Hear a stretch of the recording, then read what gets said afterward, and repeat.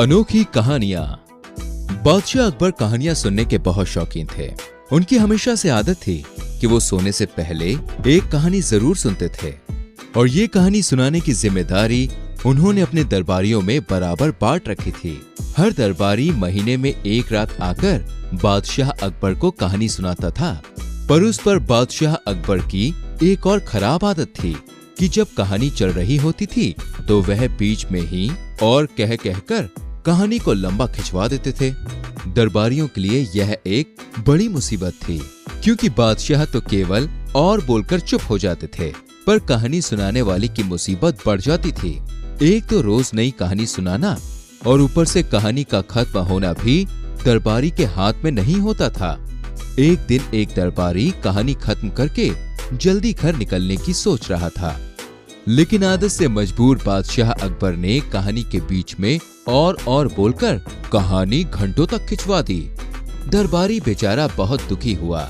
वह देर से घर पहुंचा और देर से सोया। नींद ना पूरी होने की वजह से अगले दिन उसका किसी काम में मन भी ना लगा।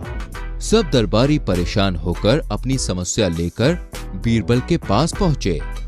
बीरबल अपने साथी दरबारियों की बात से सहमत था। कुछ देर सोचकर बीरबल ने बादशाह अकबर को सीख सिखाने के लिए एक योजना बनाई और सभी दरबारियों को वापस घर जाने को बोला। कुछ दिन बीते और बीरबल की कहानी सुनाने की बारी आई। रात हुई और बीरबल अपने सारे काम खत्म करके राजमहल के लिए निकल गया। महल में बादशाह अकबर पहले से ही तैयार बैठे थे। वह जानते थे कि आज कहानी सुनाने बीरबल आ रहा है, इसलिए वह और ज्यादा उत्साहित थे। बीरबल ने बादशाह के कमरे में जाकर उन्हें झुककर सलामती दी और अपनी गद्दी पर बैठ गया।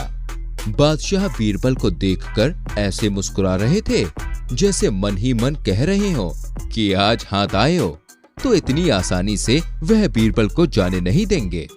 बीरबल ने भी मन ही मन सोचा कि आज के बाद बादशाह कभी किसी को और बोलकर कहानी लंबी नहीं करवाएंगे। बादशाह अकबर बोले, तो कहानी शुरू करो बीरबल, इंतजार किस बात का कर रहे हो? बिल्कुल जहांपना। और ऐसा बोलकर बीरबल ने कहानी सुनानी शुरू की। एक गांव में एक किसान रहता था। किसान बहुत मेहनती था।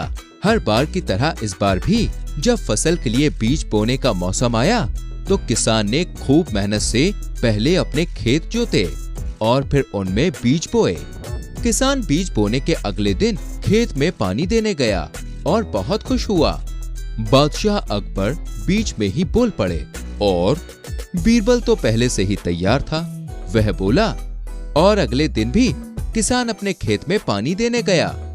फिर से बादशाह बीच में बोले और बीरबल ने फिर अपनी कहानी जारी रखी। और अगले दिन भी किसान अपने खेत में पानी देने गया। बादशाह ने फिर से और बोला और बीरबल ने किसान को रोज इस तरह खेत में पानी देने भेजकर कहानी को आगे बढ़ाया। जब यह बार बार होता रहा तो बादशाह समझ गए इस बार बीरबल से निपट पाना आसान नहीं है। इसीलिए उन्होंने कुछ देर चुप रहकर बीरबल को कहानी सुनाने देने में ही भलाई समझी। बीरबल ने कहानी आगे बढ़ाई। कुछ दिनों बाद किसान की कड़ी मेहनत से फसल लहलहाने लगी। किसान ने सारा अनाज इकट्ठा करके एक कोठरी में रख दिया। बादशाह अकबर ने फिर से शरारत करने की सोची और कहा, और बीरबल तो पहले से ही सावधान था। वह आगे बोला, फिर कोठरी की एक खिड़की में से एक चिड़िया अंदर आई और अनाज का एक दाना लेकर उड़ गई। बादशाह अकबर फिर बोले और बीरबल ने भी अपनी भाषा में बादशाह को जवाब देना जारी रखा। फिर दूसरी चिड़िया आई और अनाज का एक दाना लेकर उड़ गई। बादशाह इस पर थोड़े उत्तेजित होते हुए बोले और बीरबल ने फिर वही जवाब दिया। फिर तीसरी चिड़िया आई और अनाज का एक दाना लेकर उड़ गई। इस पर बादशाह ने कुछ नाराज होते हुए कहा, और कितनी चिड़ियाएं अनाज का दाना लेकर उड़ेंगी बीरबल? बीरबल ने इत्मीनान से जवाब दिया, यह तो आपके ऊपर निर्भर करता है ना जहांपना। बादशाह अकबर बीरबल का इशारा समझ गए। आज उन्हें एहसास हुआ कि उनकी इस मस्खरी की वजह से उनके दरबारियों को कितनी तकलीफ होती है। उस दिन के बाद से बादशाह अकबर ने दरबारियों को कहानी सुनाते हुए परेशान करना छोड़ दिया।